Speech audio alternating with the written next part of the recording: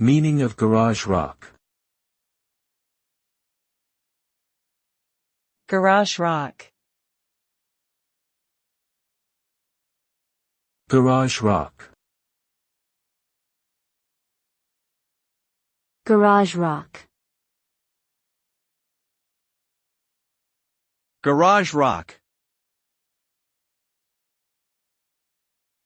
Garage rock is a genre of rock music that originated in the United States and Canada in the mid-1960s. It is characterized by its raw, energetic sound that is often achieved through the use of simple musical instruments and equipment, as well as by its emphasis on amateurism and simplicity. The term garage rock refers to the fact that many early garage rock bands were formed and rehearsed in suburban garages. This style of music had a significant impact on the development of punk rock and other forms of alternative rock, and continues to influence musicians today.